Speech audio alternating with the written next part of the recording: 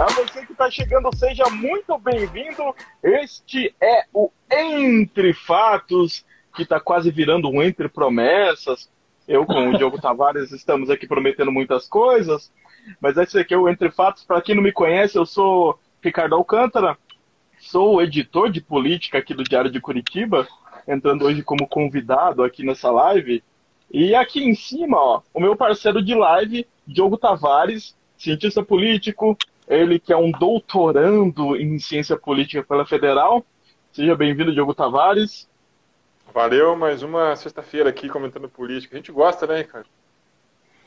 E hoje o nosso tema é um tema bem importante e que deixa bastante dúvidas entre leigos, entre até pessoas entendidas da política ficam com dúvidas, que é o financiamento da política e das campanhas eleitorais. E para falar sobre esse assunto, aqui ao meu lado, a nobríssima companhia desse cara que é um bacharel em gestão pública, mestre e doutorando em ciência política, consultor com experiência em processo decisório e financiamento da política e campanhas eleitorais na SM Consultoria e atualmente é coordenador do curso superior de Tecnologia em Gestão Pública da Faculdade Unina. Seja muito bem-vindo, Fernando Zelinski. Opa, boa noite. Obrigado pelo convite. Galera, dizer que primeiramente abrir que é um prazer estar aqui. Eu assisti na semana passada, não lembro quando foi a live do Eduardo, eu vi vocês prometendo a caneca para ele, eu queria saber se vocês iam prometer para mim também. Como vocês já falaram da caneca, eu não vou tocar nesse assunto. Vou me restringir a falar de financiamento de campanha hoje. Diogo, mostra a caneca da promessa aí. Essa caneca que já está virando uma lenda, ó, da Link Personalizados, que mandou de presente pra gente. E quem quiser, tiver interessado, é só acessar no Instagram, dá uma fuçadinha lá, procura por Link Personalizados. Eles fazem balas, eles fazem bastante presentinhos, assim, como podemos dizer, brindes, né? Brindes para a empresa dar para os clientes. Sabe que esses brindes é por causa de um brinde que eu compro gás só de um lugar. Eles deram um pano de prato, aí eu compro sempre deles esperando que eles dêem outro. Eles nunca dão, mas eu compro sempre deles esperando que ganhe outro pano de prato. Então, caso vocês queiram, depois da live, vai dar uma procurada lá. Links personalizados, um monte de brinde para você que é empresário, para você que quer presentear também. A gente vai mandar um aqui pro Fernando, uma daquelas pretinhas que coloca uma água quente, aí sobra e tem uma surpresa. Tem o Rogério Ceni, né? Rogério Ceni. Não pode ter o Rogério Ceni. Também não pode falar de Rogério Ceni por aqui. Hoje não estamos ao vivo na Pinhais Mania. Com o nosso amigo da Pinhais Mania, ele está com uns problemas pessoais lá, a gente já falou na live passada. Então desejamos melhor a ele e os nossos sentimentos a toda a família lá, que ele perdeu o sogro, mais uma vítima da Covid-19, que se tivesse uma vacina já tinha poupado muitas vidas, né? Para você que está chegando, se quiser dar um feedback para a gente, se estão nos vendo bem, estão ouvindo, que agora quase caiu, aí manda esse feedback para a gente também, tá? A Geisa ali falando só gente de peso. Só gente de peso. Obrigado, gente.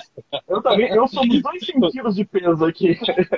Pois é, eu ia falar, depois da pandemia agora é mais de 100 quilos, então tem 300 aqui, tá? Assunto de hoje: o financiamento da política das campanhas eleitorais. Para fazer uma campanha custa caro, né, Fernando? É uma carestia danada que o povo nem faz ideia. Em 2014 foram 5 bilhões de reais declarados, fora o que não foi declarado, né? Mas o declarado foi 5 bilhões. E a maior quantia da história gasta, a maior quantia da história em eleições. Até aquele ano, empresas podiam doar e aos candidatos, né? Escolhiam um candidato, doava e respondia a quase tudo que era arrecadado pelas campanhas. Em 2015, em meio à Lava Jato do nosso amigo Sérgio Moro, o STF decidiu proibir empresas de doar para as campanhas, né? Para tentar frear os casos de corrupção, eles decidiram proibir empresas, passou só para pessoas jurídicas. A partir de então, os políticos começaram a ter que rever gastos, porque não teriam toda aquela aquele dinheiro entrando das empresas e encontrar novas fontes de receita. Então, para começar, dando já essa introduçãozinha aí, começar nosso bate-papo, queria que você explicasse, Fernando, para gente, para quem está acompanhando, qual era o modelo de financiamento antes de 2015 para as campanhas, adotado aqui no Brasil, e como ele é agora. As diferenças básicas, assim, para a pessoa já começar aqui a live sabendo o que era e o que é agora. Perfeito. Deixa eu abrir com aquele famoso uma ressalva, né? É um tema bastante delicado. De alguma maneira dizem assim, é muito capcioso, né? Então a gente vai tentar tratar do assunto com o maior tato possível, né, no que se refere a algumas informações, porque muda bastante um pouco de ano a ano e reforma a reforma, então a ideia é tentar não cometer nenhum gafe. Mas vamos fazer o seguinte, para entender a questão do financiamento eleitoral, nós vamos dividir as regras de financiamento em dois momentos. Né, eu costumo tratar assim, o momento antes, como você comentou, da reforma de 2015, né, que pega ali as eleições de 94 a 2014, mais ou menos, e o momento pós. O que acontece nesse momento antes das reformas? Desde 93, ali com a regulação que se refere do financiamento empresarial, empresas financiaram campanhas em 94, ali por diante, até chegar em 2014. Ocorre que, nesse momento de 94 a 2014, essas empresas, as empresas de maneira geral que financiam campanhas, dadas as regras que permitem as doações,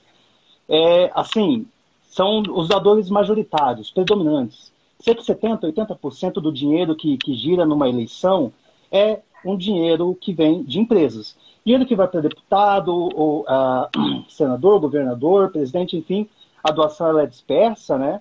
E como o montante é muito grande, a gente diz assim, é quem meio que está determinando o resultado eleitoral.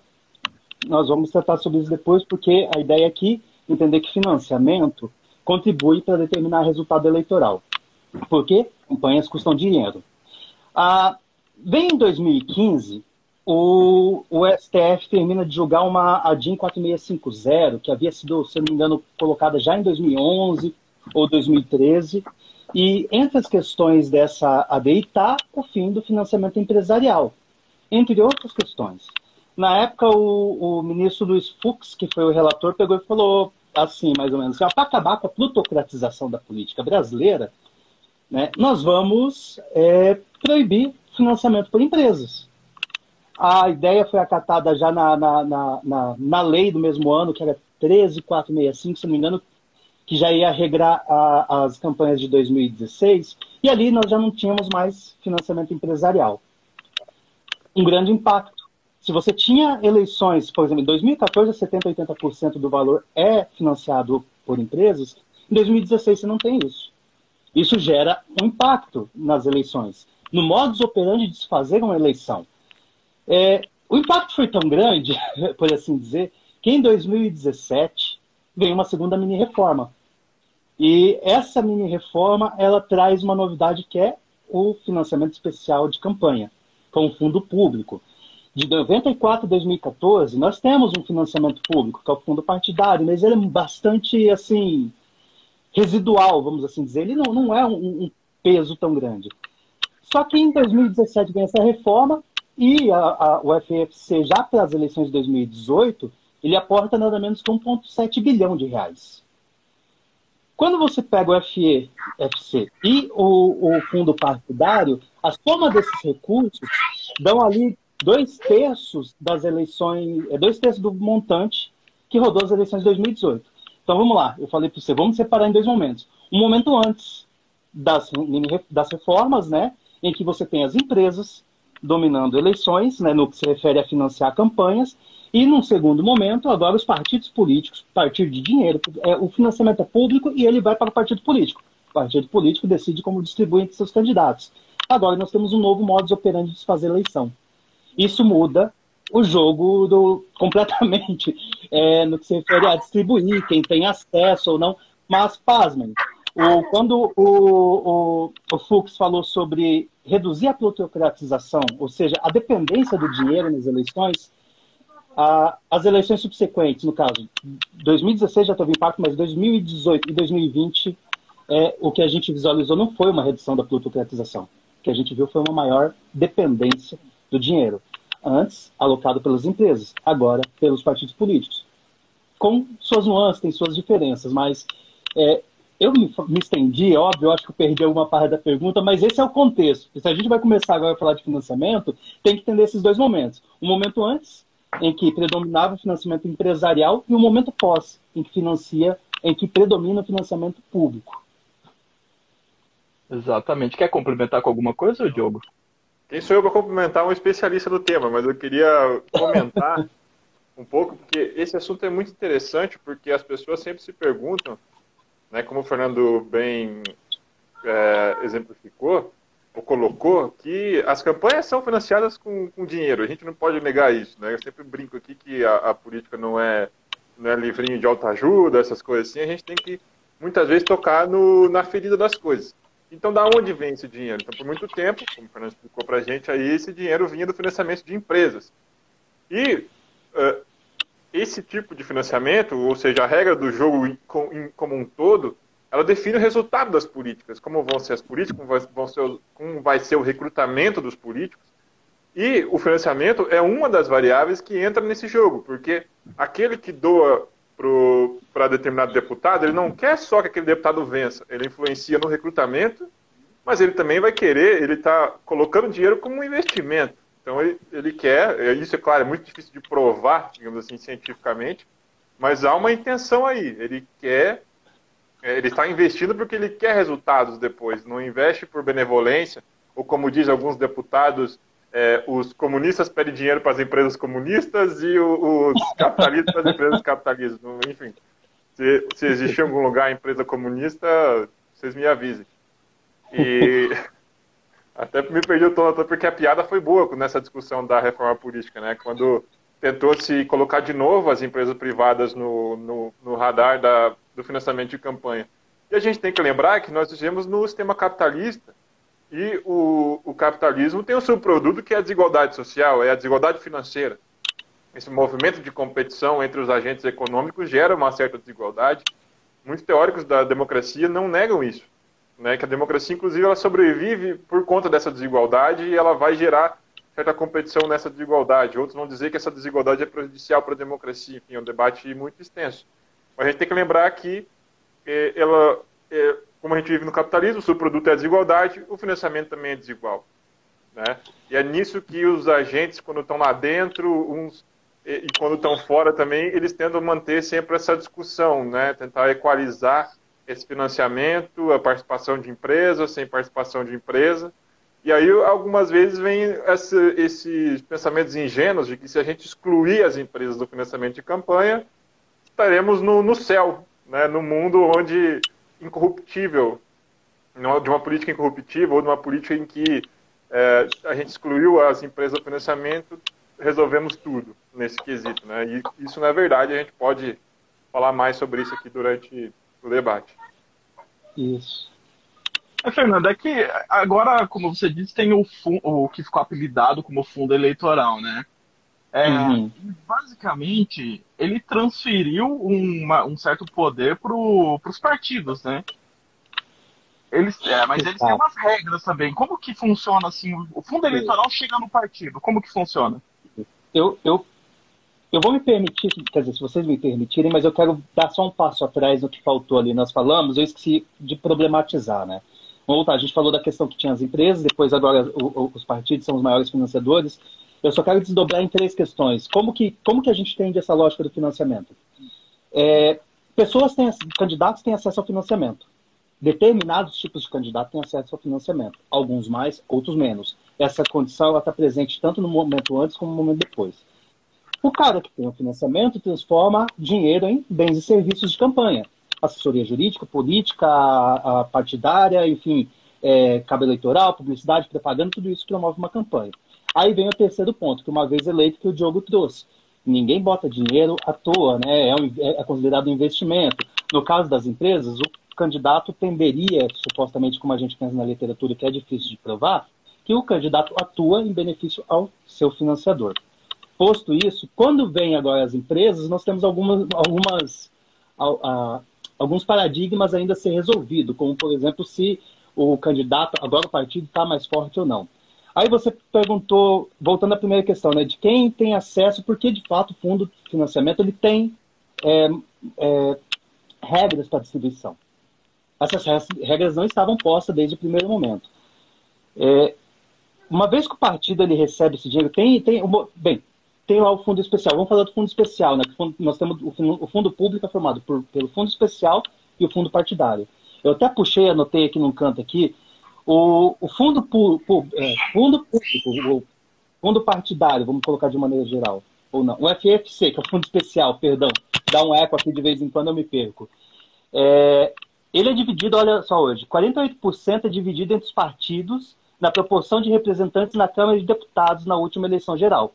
Isso é como o dinheiro chega no partido. Outros 35% é dividido entre os partidos na proporção do percentual de votos válidos obtidos pelas siglas que tenham pelo menos um representante na Câmara. 15% é dividido entre os partidos na proporção do número de representantes no Senado. 48% lá na Câmara, 15% no Senado. E 2% é dividido igualmente. Chegou no partido. Isso, pensando aqui, eu peguei essa regra agora válida já para 2020. Não lembro se em 2018 era assim. Em 2020 foram 2 bilhões de reais esse financiamento. O que a última regra, se eu não estiver errado, falava assim, tá aqui o dinheiro, o partido distribui à sua maneira. Isso, quando que isso aconteceu? Isso foi agora já em 2017, que daí o que aconteceu uma parte desse dinheiro, se eu não me engano, 30%, tem que ser distribuído para a cota feminina. Né? Nós tivemos um problema que eu lembrei agora, porque em 2015, quando a gente tirou o financiamento, junto com a regra de 2015, tinha criado aquela questão da proporção da chapa, né? De 30% do sexo oposto. Mas, por exemplo, que agora eu lembrei de um outro problema que se refere à representatividade. Só que, por exemplo, essa galera não tinha acesso ao financiamento. E agora a ideia do financiamento público é, pelo menos, também um pouco tentar minimizar essa discrepância entre as condições de competitividade. Mas pelo menos a regra de financiamento já traz 60%. Mas uma coisa que no espírito que a gente vê bastante em 2018, você pode aplicar 30% do total do financiamento que vai para o partido, que é para o gênero oposto, em uma única candidata. Então já é um problema de distribuição de recursos. Persiste um problema. Se antes as empresas financiavam determinados candidatos porque tinham melhores chances de vencer, porque tinha um maior capital político, capital eleitoral, agora persiste o mesmo problema. A diferença é que agora são os partidos que escolhem quem financiar. Então, em determinados partidos em que existe um determinado grupo que domina o partido, em determinados locais, não é difícil imaginar que o recurso vai continuar sendo concentrado. Então, persiste o problema do financiamento no que se refere a eleições.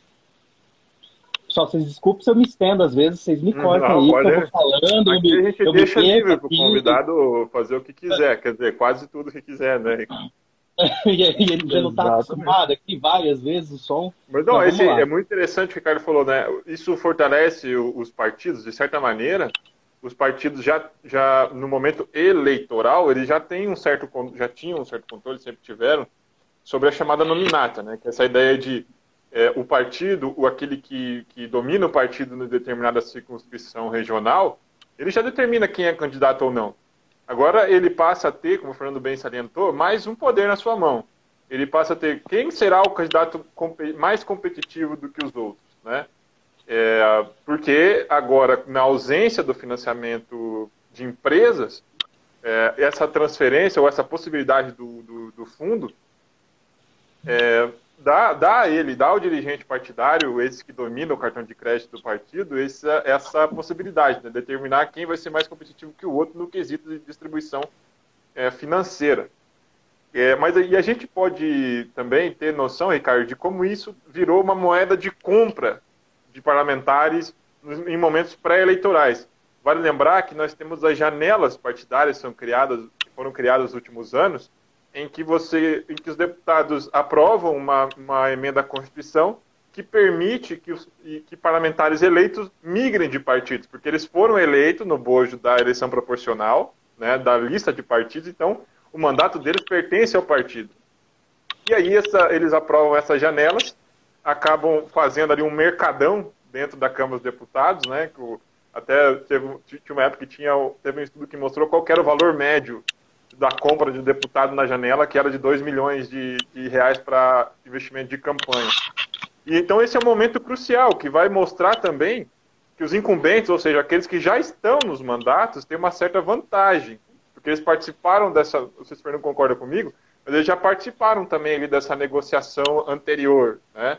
Então você criou, claro que isso com o tempo, com os ciclos eleitorais, isso vai se adaptando, a competição vai aumentando, mas num primeiro momento você cria uma situação em que quem já está lá dentro também tem uma certa vantagem nessa distribuição, né?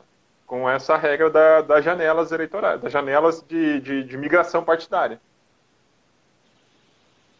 Exatamente. Eu queria problematizar mais um pouco nessa questão do poder do partido, porque o partido ele tem ferramentas que ele pode disponibilizar para os candidatos ali. Tem aqui um estudo que virou livro dos cientistas políticos Luiz Augusto Campos e Carlos Machado, que virou o livro Raça e Eleições, que eles falam isso. Que eles falam que os negros, a maior culpa assim, de muitos negros não terem acesso, não terem cargos políticos não, eletivos, né?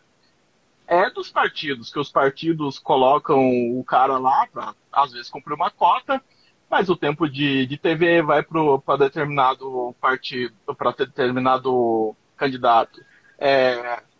As ferramentas disponíveis que os partidos têm vai para determinado candidato. E também, agora você falando que o partido tem o poder de dar 30% desse dinheiro, desse financiamento para determinado candidato.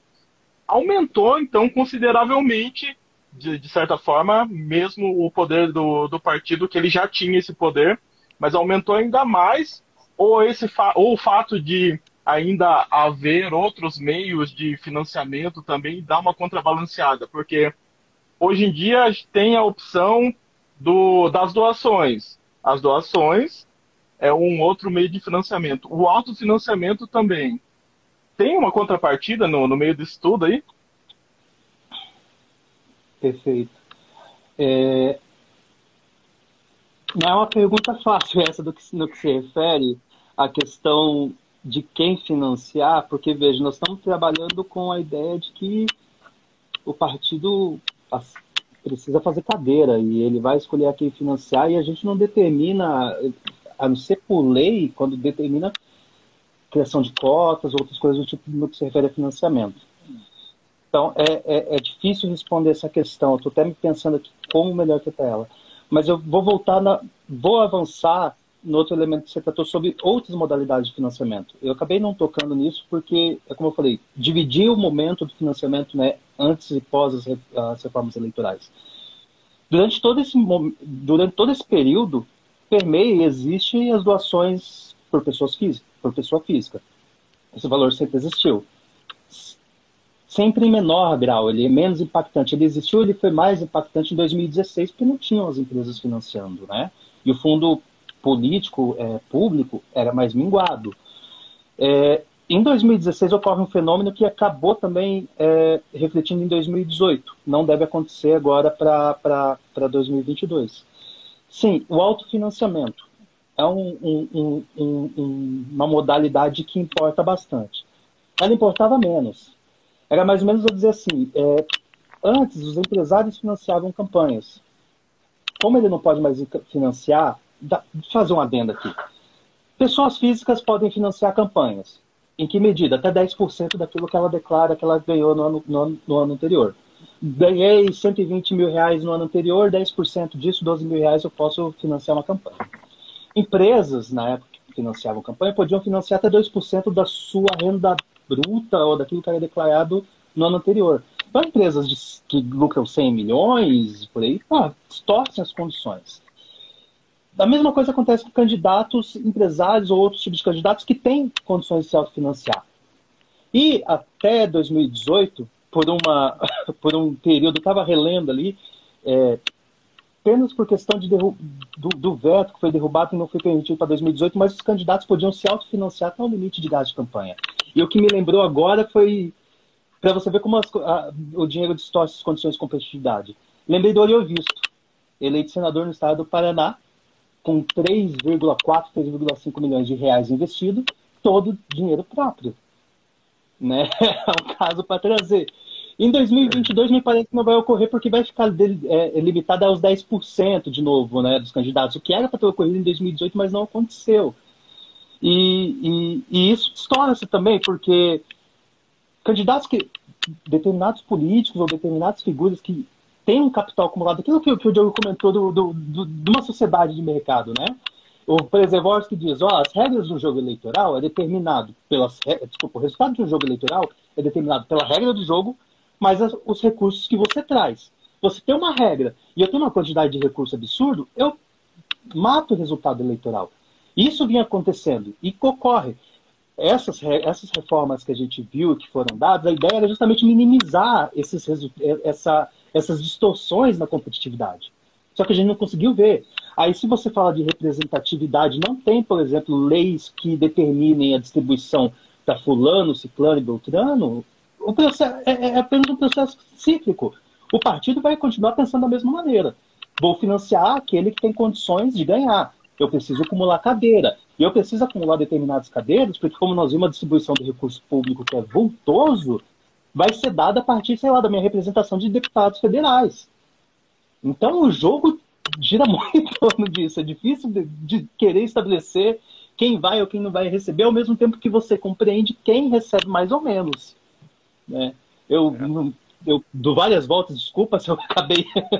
Não, eu acho que assim, o Ricardo chamou atenção para esse estudo, e claro, eu não tive acesso ao estudo, mas que ele chama a atenção do financiamento como uma questão bem importante na subrepresentação de minorias no parlamento, né?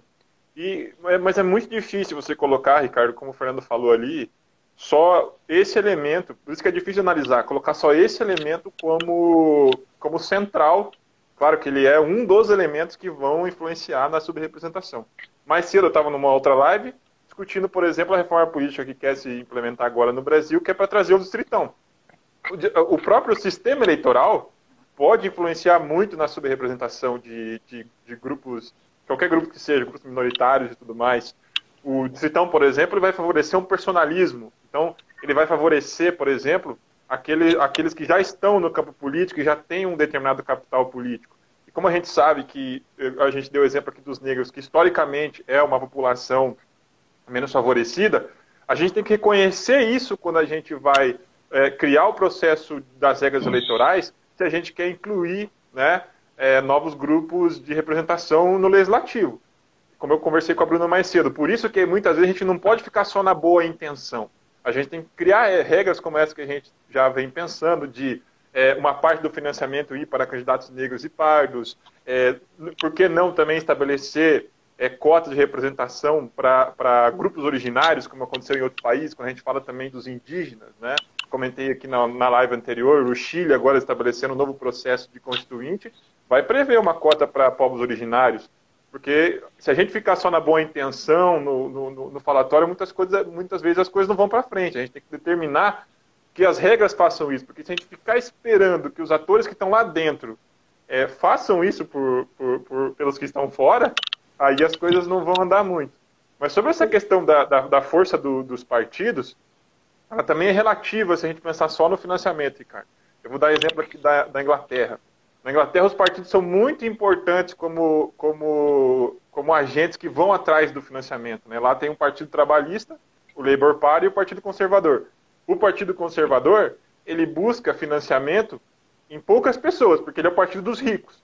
Então ele junta lá os mais ricos da sociedade, os mais conservadores, aristocratas da sociedade inglesa, para, né, captar recursos de campanha. E o Labour Party já vai para uma ideia de captação de massa. Como ele é um partido mais de esquerda, de massa, ele capta ali com os sindicatos, o sindicato capta um pouquinho a mais ali dos seus contribuintes para contribuir também com as campanhas do Labour. Isso faz com que os deputados que eles financiem sejam mais disciplinados, tanto na arena eleitoral quanto na arena legislativa a esses partidos. O que não ocorre no Brasil. Muitas vezes, no Brasil, o partido financia o deputado, ele entra no legislativo e ele prefere, muitas vezes, o seu partido é oposição ao governo, e ele prefere aderir ao governo, porque para além desse recurso, ele acredita que ele precisa como nós somos um país muito desigual, muito pobre em vários aspectos, o deputado se aproveita e articula com o governo ali essa distribuição de emendas parlamentares, esse outro jogo distributivista e clientelista, e cria uma clientela, né, nas regiões do país, nas unidades federativas, que isso também contribui para que os grupos minoritários ou grupos que estão de fora, os subrepresentados, não consigam entrar na política, né, não consigam entrar nas instituições, porque eles não têm esses recursos que o governo tem, né, para criar essas clientelas. Então, vários aspectos da nossa política contribuem com que os grupos subrepresentados não consigam entrar. Dentre eles, esse familismo que a gente já comentou aqui da política do Paraná, um Barros da vida entra lá e cria uma clientela, um mandonismo que acaba favorecendo toda a sua família, e assim vai. Ele se mantém nisso porque os municípios brasileiros são muito pobres, dependem muitas vezes dessas emendas parlamentares, dependem infelizmente, desse tipo de político, o que não acontece em democracias com economias mais avançadas, que o Fernando até comentou ali, né, de um autor da ciência política que fala sobre o mercado do capitalismo como essencial também para a gente definir o tipo de representação que nós temos, né? Essa desigualdade que acaba empobrecendo a sociedade e deixando ela refém, muitas vezes, desses tipos de políticos, né, Ricardo? Vocês falando em autofinanciamento, eu lembrei do Meirelles. Chama o Meirelles. Ele doou para ele uma quantia bem grande. Milhões. Né? Milhões, eu não lembro. O cara meteu 10 milhões na campanha dele, de dinheiro próprio, algo do tipo. Absurdo. O Diogo falando sobre financiamento, e que não ele influencia, mas nem tanto. Eu lembrei da campanha do Bolsonaro, né? Que foi uma campanha feita nas redes sociais, praticamente. Acredito mas eu que não influencia tanto quanto.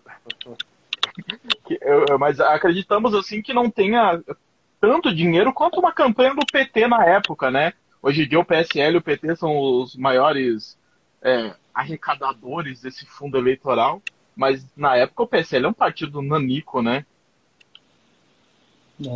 Eu até trouxe, eu tinha anotado aqui que eu imaginei uma hora a gente vai tocar nisso, né? De fato, financiamento não explica plenamente uma eleição, ia depender da eleição. Acho que ela explica muito mais eleições proporcionais do que as eleições majoritárias, né? A diferença ali é gigante. E ele é um elemento que ajuda a compreender o resultado. Ele não é isolado. As próprias características individuais do candidato importam.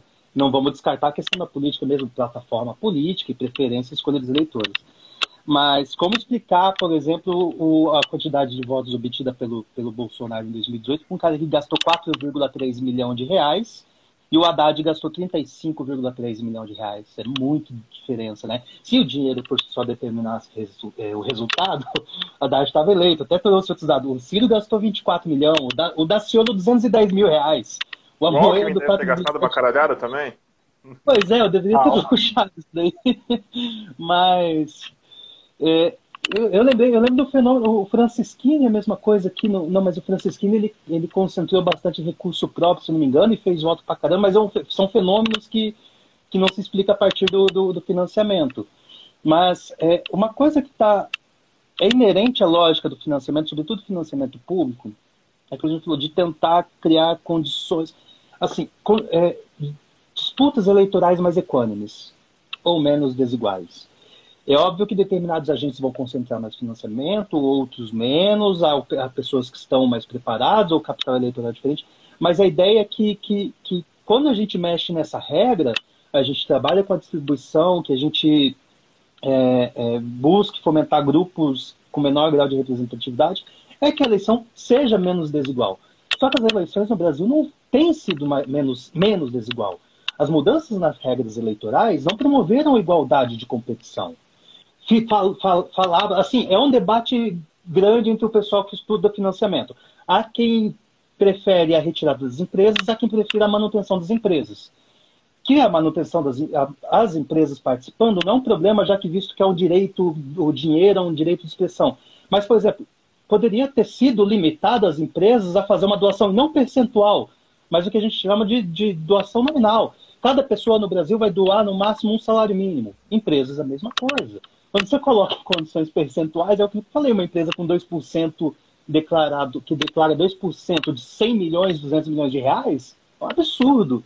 Se o dinheiro determina resultado eleitoral, em quem ela colocar esse dinheiro, ela distorceu as condições de competitividade. Eu vou precisar de 100 mil pessoas financiando um candidato, muito mais que ele teria de voto, do que 2 empresas que financiam esse candidato. Posso só fazer um parênteses para não esquecer aqui, Fernando, de uma informação? Por favor. Nessa fale. questão que você falou das porcentagens, é muito interessante, muito importante a gente ressaltar que ela gera uma distorção. Tem um caso aqui no Paraná, que eu posso falar, eu vou falar, do Wilson Pickler. Wilson Pickler tem rumores de que um ano antes da eleição de 2018, ele falou lá pro pessoal dele, ó, aumenta o meu Prolabore aí, na minha participação da Uninter, temporariamente, só para eu poder doar no ano que vem um percentual maior, um número maior de dinheiro para as campanhas aqui, porque ele, inclusive, tinha interesse de financiar algumas campanhas, de entrar de cabeça na campanha do Bolsonaro e tudo mais. Então, como as empresas elas não são tão transparentes, em algumas questões elas também não são obrigadas, infelizmente, a declarar para a sociedade, né? As empresas muitas vezes funcionam até como uma caixa preta mediante a sociedade, elas podem fazer esse tipo de coisa, né? Declara que no ano anterior fulano teve um Prolabore X, e aí ele vai lá para aumentar a possibilidade dele financiar a campanha dos seus partidários. Exato. Então, essa questão da porcentagem ela é bem complicada. E no caso do Pico, ele financiou em massa Francisquini, Bolsonaro e mais meia dúzia ali, né, desse grupo do PSL. Foi e ajudou, contribuiu, determinou o resultado eleitoral. Exatamente, PSL com a maior bancada aqui do nosso Paranazão.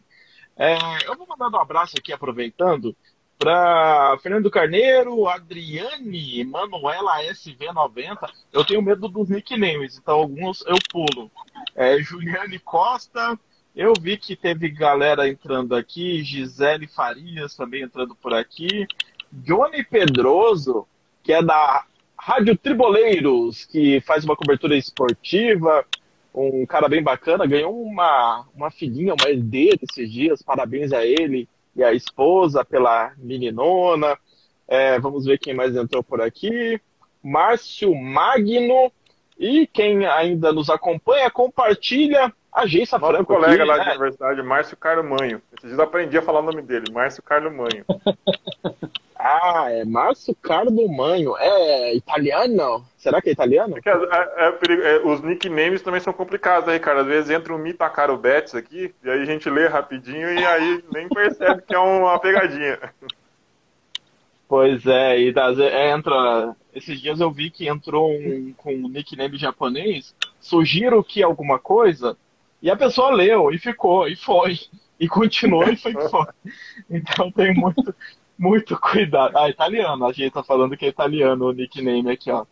É o nome dele mesmo. Teto de gastos para campanha. Tem um teto ali, né? Para presidente só pode investir até tanto, para senador até tanto. Como que funciona esse teto? Vixe, essa é uma outra pergunta. Aquilo que eu falei, que trabalhar com financiamento de campanha é cheio de perguntas capciosas, né? Entender e desdobrar a respeito.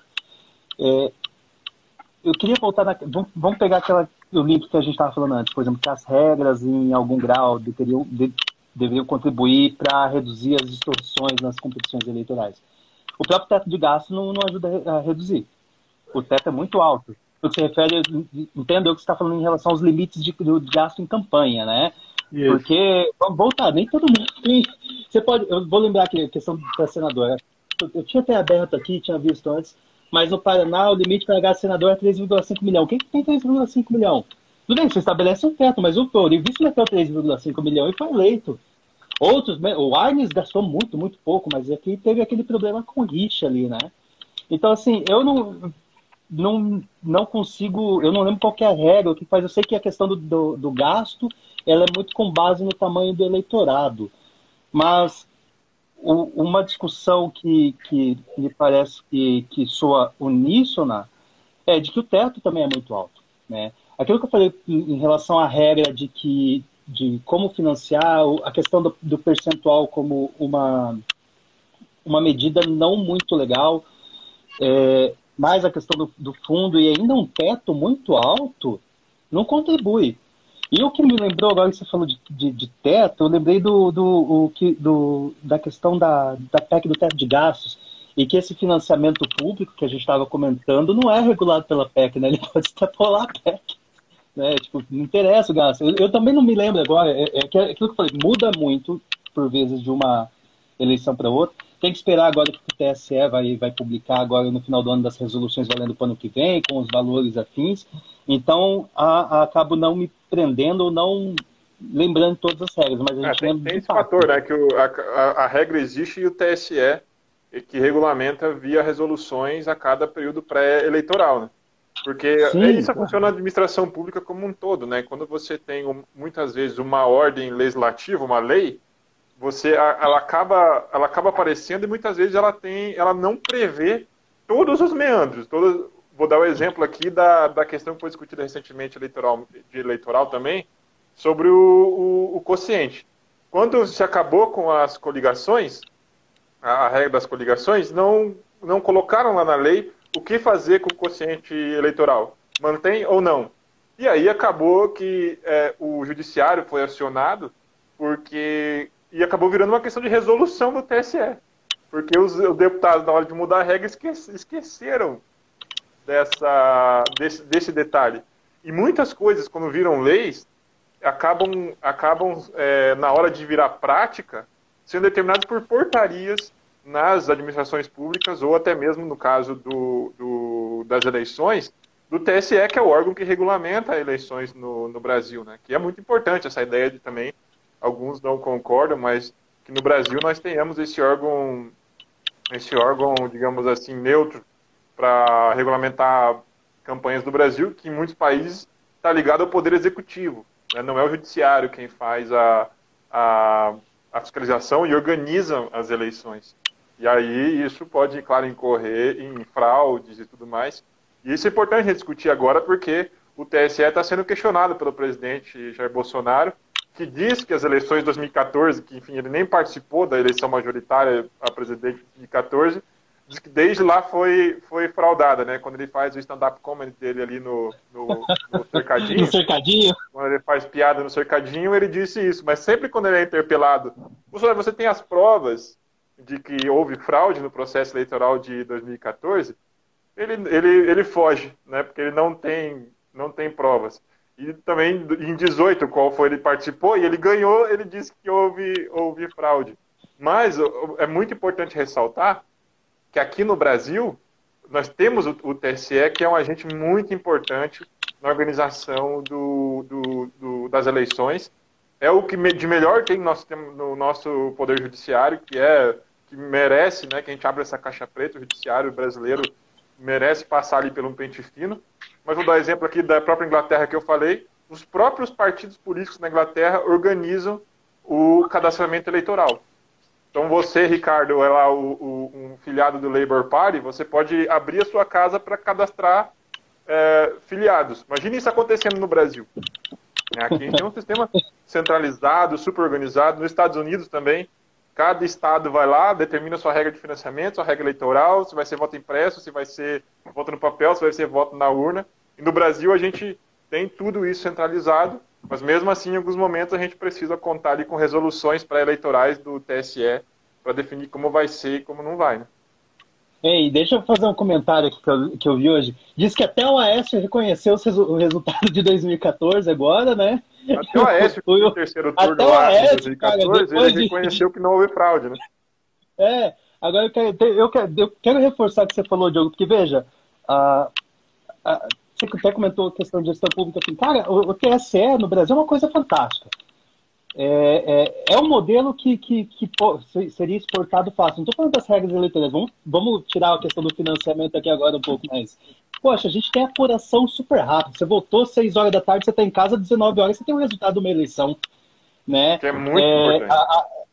A questão das urnas, poxa, estão falando aí em voto impresso, não sei o que lá, o voto auditável, e mudança. Cara, é uma coisa extremamente confiável o TSE. E eu também li aquela questão do Barroso respondendo, falando, Migão, Né? Assim, nós vamos ter eleição ano que vem, esse processo, essa ideia de desacreditar as instituições, né? Para quem pensa numa democracia mais minimalista, que as eleições são, né, a peça-chave para o processo democrático, não pode, o TSE cumpre essa função perfeitamente, não há o que negar.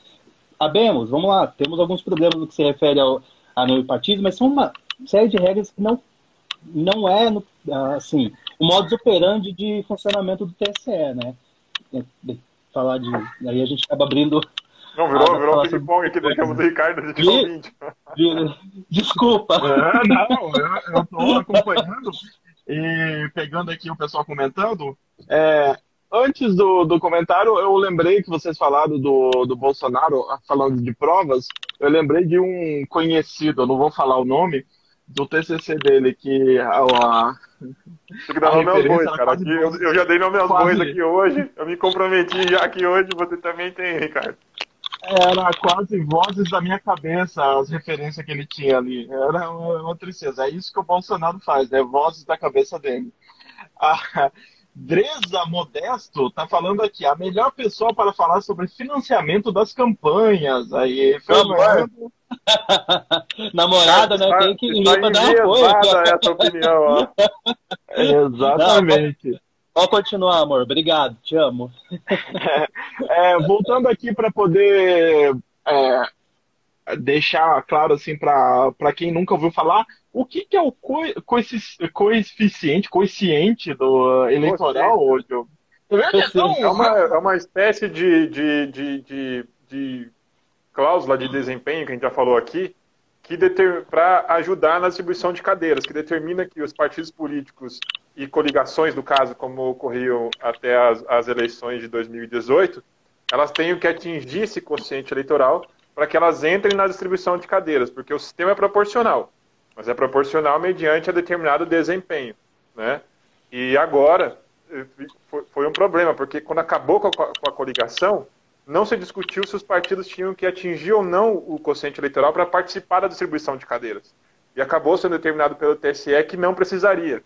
Então, isso é um pouco da distorção que a gente vai ter que corrigir com o tempo, porque se a gente estabelecer uma cláusula de desempenho para reduzir o número de partidos, a gente tinha que manter o quociente eleitoral, somado essa cláusula de desempenho que a gente estabeleceu agora, que determina que os partidos tenham que ter pelo mínimo de uma porcentagem de votos e um número mínimo de unidades federativas para atingir os recursos públicos que a gente está falando aqui hoje, né?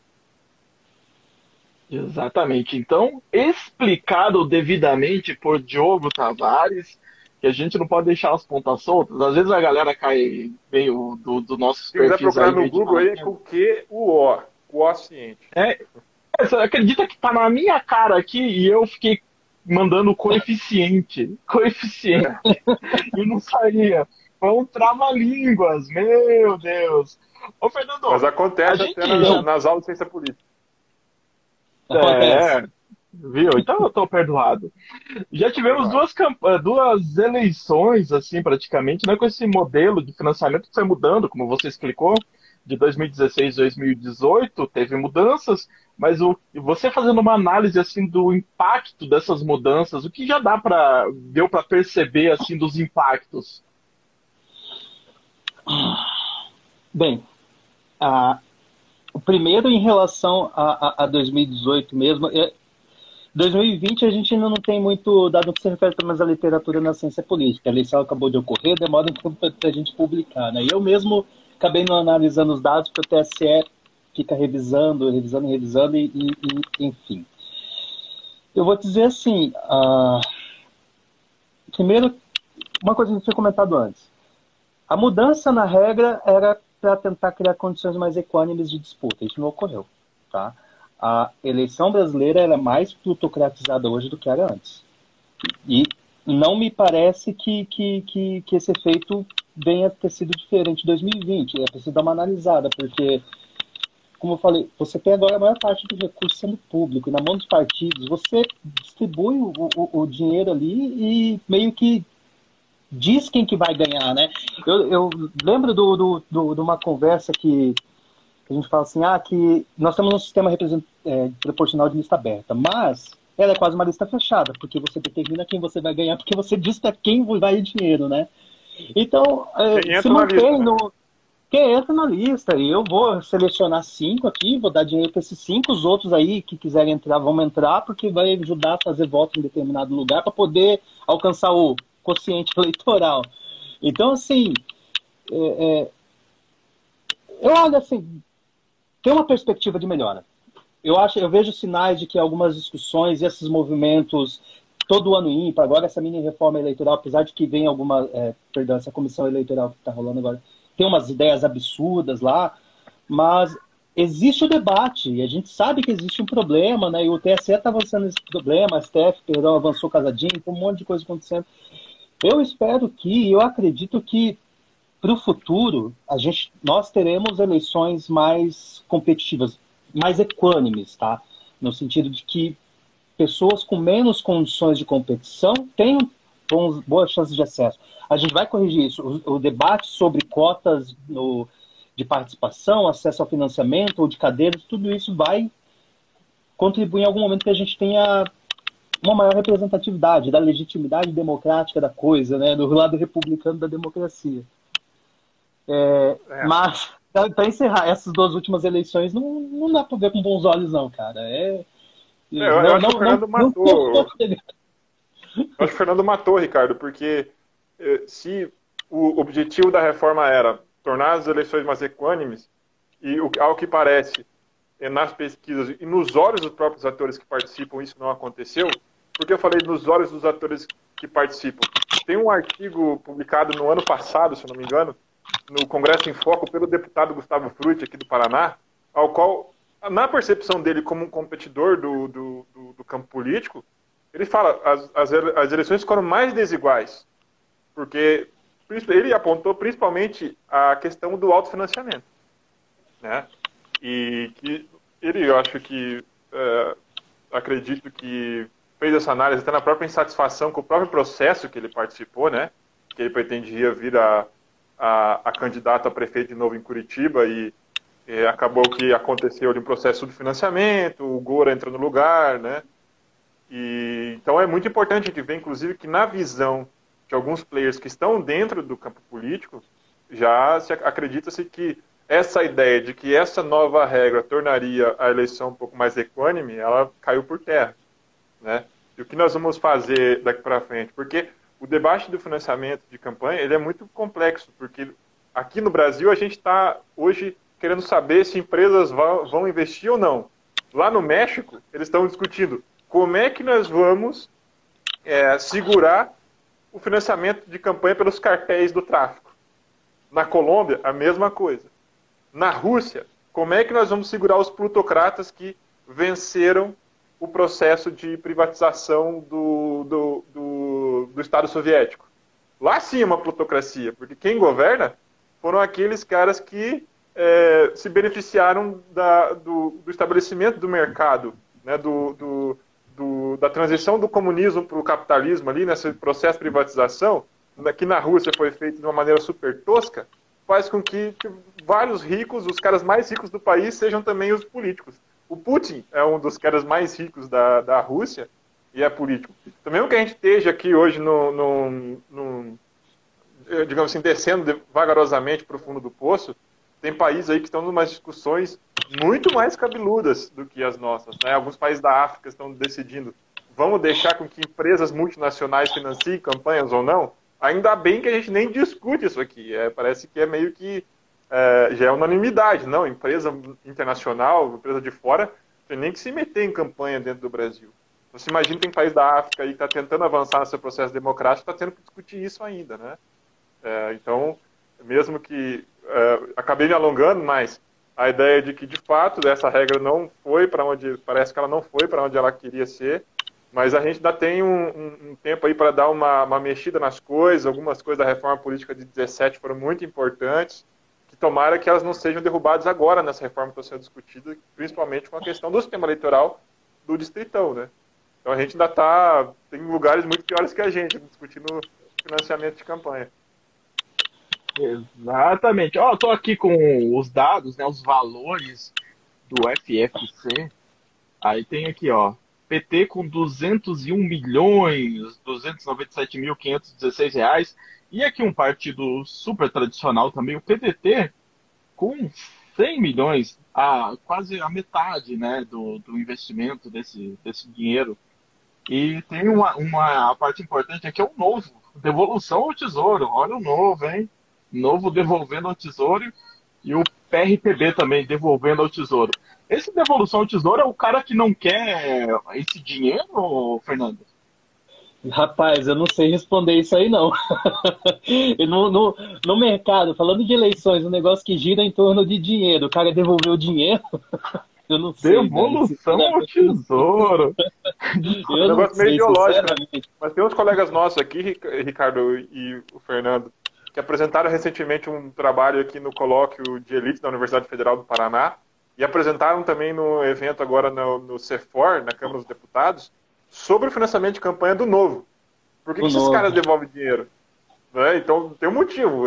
É ideológico, é claro, mas eles têm suas bases de financiamento e também podem se autofinanciar porque a própria estrutura, a própria representação do partido ali, quem está dentro do partido, tem um perfil econômico muito específico, né? Vide João Amoedo, né? Milionário. Vide João Amoedo. A gente está aqui agora 9h03. Eu vou aproveitar o Fernando aqui também, que é um cientista político, gabaritado, e vamos puxar aqui mudando agora de assunto, Fernando, encerrando o financiamento de campanha, e quando chegar mais perto assim das eleições e o regramento estiver mais claro, a gente marca novamente para falar sobre essas regras e debater um pouco mais, assim, quando tiver mais claro, que até agora parece que vai mudando, né? Mudou bastante. Desde 2015 até agora, deu uma mudada bem ampla. Aqui, a gente está falando, parece um menino rico falando que dinheiro não traz felicidade. Exatamente. É o Partido Novo. Falando novo. Ricardo, é isso. Vamos esperar até o final do ano, vai ter as novas regras, tipo assim, a discussão vai estar mais bem fechada ali e a gente consegue projetar, pensar um pouco melhor o que vai acontecer, ver o que o pessoal vai usar, como não vai usar, e até para definir essas novas regras. A gente não sabe se vai entrar essas empresas de novo ou não. Enfim, vamos marcar uma segunda oportunidade para a gente começar como eu falei, projetar. Sei lá, vamos inventar, tentar fazer um bolão aí, ver de quem vai ser eleito aí. Ô, Ricardo, eu queria fazer um parênteses aqui. Acabou de entrar a Lumena Fã Clube, que a gente está falando bastante de BBB. Entrou hoje Lumena Fã Clube e pouca Fã Clube aqui. Ficaram sabendo que a gente falava de BBB por aqui. Finetopicamente, é assim que ela falava, né? Eu tô por fora. Eu não assisti. Vou aproveitar aqui o Fernando, então, para dar uma olhada nessa pesquisa eleitoral que teve novidade, Diogo Tavares. Você achou que foi uma grande novidade?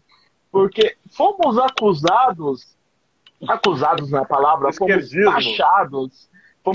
Acusados não é uma palavra, né? Porque quem é petista não é acusado de nada. Quem for petista é petista, ué. Mas fomos taxados de petistas por mostrar um panorama com o Lula crescendo e Bolsonaro caindo. O resultado das pesquisas dessa semana, eu vou puxar uma aqui, Diogo. Você tá com qual? É Datafolha? Manda o que você quiser aí. Datafolha, primeiro turno, cenário 1. Teve Datapoder essa semana também, né? Exatamente. Da Datafolha tá falando que Lula, no primeiro turno, estaria com 46% contra Bolsonaro com 25%. Ciro Gomes, 8%. E a própria Folha de São Paulo estava falando, colocou uma matéria agora, a pesquisa trouxe um cenário de anemia eleitoral da terceira via. É surpresa? Rodolfo Stank aqui, ó, jornalista também, meu professor. Seja bem-vindo, Rodolfo Stank, lançando um livro, hein? Daqui a pouco eu vou falar do livro do Rodolfo, mas primeiro... Vamos colocar na dica cultural aqui o livro do Rodolfo. Exatamente, eu já vou até puxar aqui enquanto vocês vão falando aí se é muita surpresa esses dados, e é surpresa essa terceira via tendo uma anemia eleitoral. Então, Ricardo, é legal você trazer esse assunto para hoje, porque nós somos quase taxados de petistas aqui, de esquerdistas aqui, porque a gente tinha falado aqui, numa conversa com o Gabriel Marcondes, que havia projeções de crescimento do Lula nas pesquisas, né? E e aí não sei se os bolsonaristas ficaram um pouco, mas aqui a gente faz jornalismo independente, a gente quer mostrar os fatos, e as pesquisas já mostravam isso. O Lula vinha numa crescente, uma crescente, e agora parece que ele ampliou essa vantagem para o Bolsonaro, e a gente nada mais do que fez do que falar dos fatos aqui. E agora vem se discutindo muito mais a terceira via, vide essas mudanças no cenário, né? O Bolsonaro enfraquecendo, vide a CPI que vem também enfraquecendo o Bolsonaro, levou pessoas para a rua se manifestar, né? E já se discute assim, tá, e se alguns analistas falam até do fato do Lula falar pouco do impeachment do Bolsonaro, porque existem pesquisas que mostram, acho que se eu não me engano foi a da semana passada, eu não me lembro se foi do Data Poder, que fez uma pergunta sobre a possibilidade de se votar numa terceira via. E a possibilidade de se votar numa terceira via, ela é grande, mas não quer dizer que votar numa terceira via seria votar no Ciro. Por isso que o cenário está aberto, ali o Lula vem crescendo, só que não se sabe o que seria o Lula numa campanha sem o Bolsonaro. Né? Não se sabe ainda. Então isso realmente a gente não pode dizer. Mas a gente já vinha falando aqui, o Lula vai crescer, o Lula vai crescer. A gente ressaltou a importância da estrutura do PT, de um partido político que tem um número de governadores considerável, que tem uma representação forte no Nordeste, que faz oposição de fato no Legislativo. Então, se é para fazer oposição, o PT faz oposição.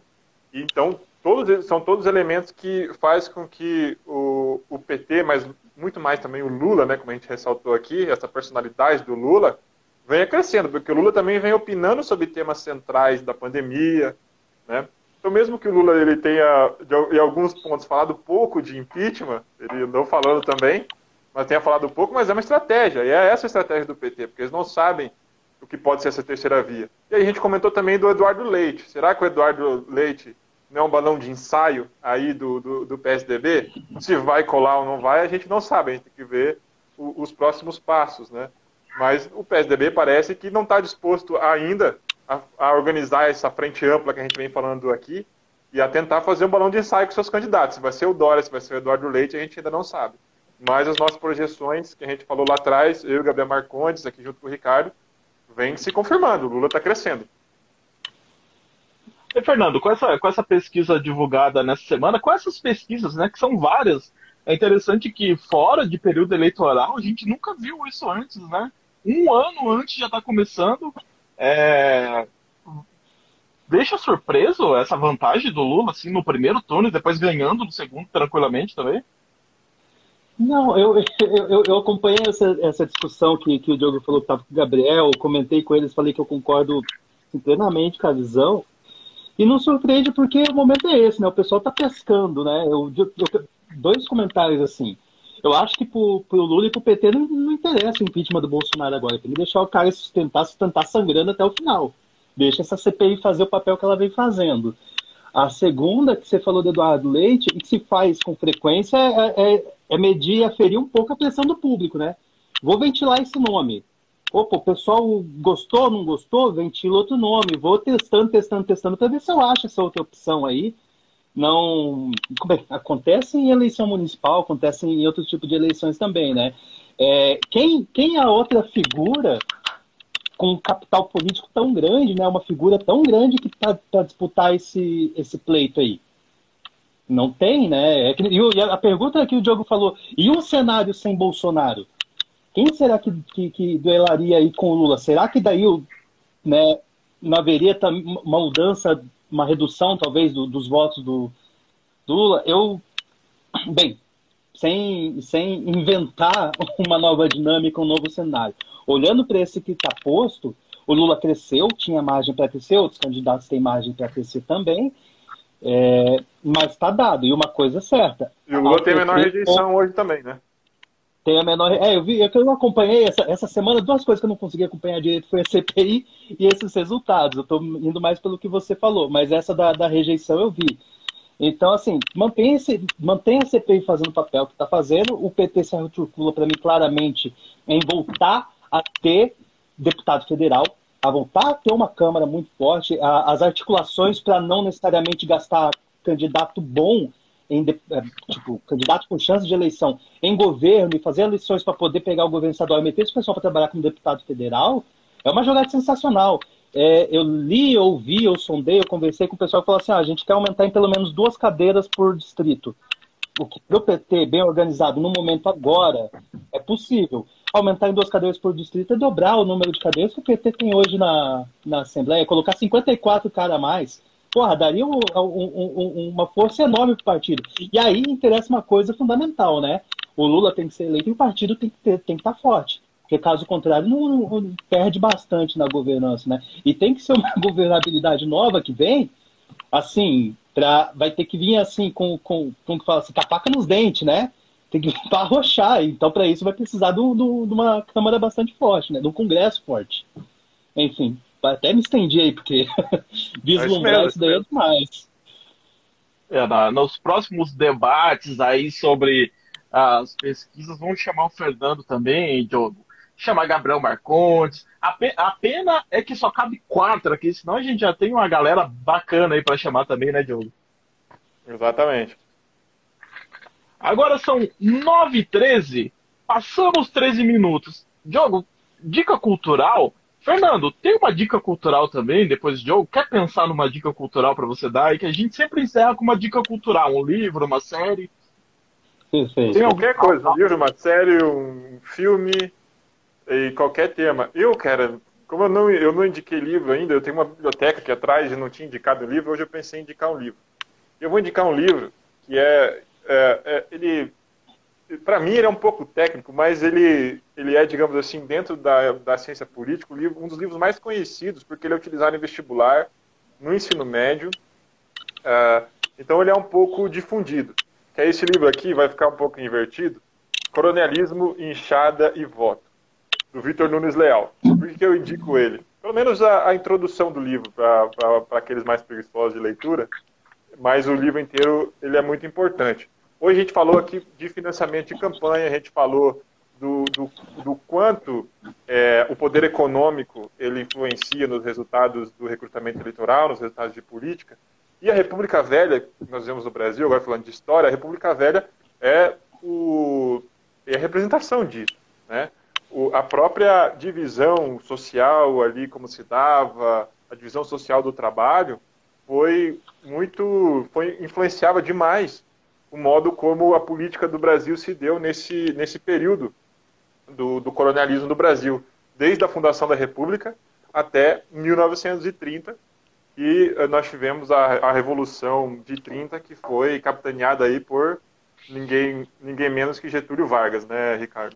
Que aí veio a fundar um novo regime. Mas se você quer entender um pouco da história do Brasil, porque Brasil é o Brasil, não repetir que nós temos coronéis hoje em dia, nós temos uma espécie hoje em dia de mandonismo, de clientelismo, mas o coronelismo, os coronéis, a gente via nesse tempo aqui, que é uma questão bem específica. E o próprio subtítulo do livro vai falar sobre do que eles estão falando também, que é a importância da política local, que a gente fala muito pouco, que é o município e o regime representativo no Brasil. Como é que toda essa engenharia econômica, como os coronéis eles se organizavam ali para dominar os municípios, como é que isso influenciava a política nacional? Hoje eu comentei mais cedo na outra live com a Bruna sobre a política da República Velha, né, que foi representada, governada por líderes de Minas e de São Paulo, que era a famosa política do café com leite. Isso se dava muito pelo processo eleitoral, pela falta de partidos nacionais. Os partidos eram partidos regionais, então tinha os partidos republicanos de São Paulo, partidos republicanos de Minas, partidos republicanos do Rio Grande do Sul, e assim ia. E nessa falta de uma agenda nacional, os 2 maiores estados da federação governavam sempre, né? Revezavam-se nesse governo. Foi que o Getúlio, ali do Rio Grande do Sul, com sua cuia de chimarrão, resolveu dar um fim nisso. Falei, porra, quero governar um pouquinho também. Mas eu quero governar.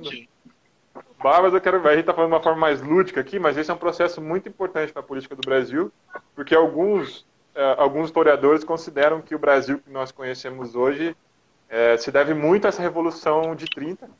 Inclusive o Fernando Henrique, quando foi eleito lá em 1994, ele falou, a era Vargas finalmente acabou. Essa era que acaba que começa em 1930. Então, muito do varguismo, muito dessa política que iniciou nesse período, foi resultado de uma revolução que deu fim a isso aqui. E é muito importante a gente saber o que aconteceu no passado para não replicar no futuro. Muito bom. E agora, passando para o Fernando, a gente está aproveitando do Fernando aqui, né? Precisamos ele falar aqui de campanha, das pesquisas, agora já fizemos ele dar uma dica cultural, então agora a dica cultural do Fernando Zelinski aqui. Cara, maravilha. Vocês deixarem ficar aqui a noite inteira, porque eu quase não gosto de falar e a gente fica em casa aqui o dia inteiro que não sai da pandemia, né? Minha dica, então, é o seguinte, eu pensei em pegar dois, mas como nós falamos hoje sobre financiamento, falamos de eleição de maneira geral, outras coisas, a minha dica é essa daqui. Why Bother with Elections, do Adam Zavorsky. Deixa eu trazer mais para perto aqui. Cara, o porquê internacional. Com eleições. Não, o Zavorsky é um cara que eu gosto bastante. É um livro curtinho, pequeno, não é... E é novo, cara, é de 2018 agora, se não me engano. Tem, assim, as coisas mais fundamentais sobre financiamento, como o financiamento afeta a campanha. Tem sobre o jogo eleitoral, por que como o partido se mobiliza, por que as eleições são importantes, por que candidatos ofertam determinadas plataformas. Tem uma questão, óbvio, que o Zavorsky está olhando muito mais para as eleições na Europa Ocidental ali, né? Ele pega alguns exemplos mais, pega nos Estados Unidos, cita pouco o Brasil, mas a movimentação partidária, a preocupação de como funciona o financiamento serve para o Brasil também. Então, a minha dica de momento, é essa daqui. E não é difícil de ler, não. Eu só não sei, desculpa, não sei se já tem no Brasil traduzido, mas consegue achar em igual PDF. blogueirinha de maquiagem. Eu não sei se tem no Brasil, mas... Não sei. Não, eu ia falar desse daqui também, ó, do Crisis of Democracy, que também é do Zavorsky. Já tem traduzido. Esse já tem traduzido. Inclusive, eu tô lendo traduzido porque meu inglês é uma maravilha. Inclusive, esse eu tenho o meu aqui, ó. Traduzido. Muito bom! A gente vai deixar marcado aqui na descrição essas dicas culturais dos senhores. E para quem quiser curtir, quem quiser procurar, é sempre legal que a galera comenta lá depois. Ah, foi bem legal o bate-papo, então a gente vai deixar as dicas também, que nos últimos eu não deixei a dica lá marcadinha pra galera. E no último eu indiquei o Entre Fatos lá, o documentário do Lula. Você não deixou. Exatamente. Ali, a Teresa tá falando, no Brasil não existe Shen Chen, não existe. Vou pegar no meu pé. A gente tá falando aqui, o fã-clube da Camila De Luca entrou aqui também. Estamos famosos, hein? Vamos fã-clubes. Não dá para monetizar a gente falou muito aqui de canal essa dica? aqui, a gente falou muito de Big Brother, então o pessoal tá achando que aqui a gente tá falando ainda do subproduto do Big Brother, que aconteceu com os BBBs. Deve estar acontecendo algum movimento assim, Ricardo. É que o Brasil tá lascado, né? Diria. Já diria o Brasil tá lascado. Já diria o Gil do Bigode. Aí, falando aqui sobre o livro do meu professor que entrou aí, é um livro chamado A Zona Crepuscular. É um livro que fala sobre aquelas matérias fantásticas que a imprensa brasileira, paranaense, fazem, e fala o conceito sobre isso, né? Um exemplo foi quando, em 99, a Tribuna do Paraná ela fez uma matéria sobre o chupa-cabra, e, de acordo com o relato do pessoal, eles fizeram imagens, assim, fizeram os desenhos para mostrar o relato, e mostrava as cabrinhas com o pescoço furado, e fizeram toda aquela reportagem do imaginário das pessoas, e de acordo com ele,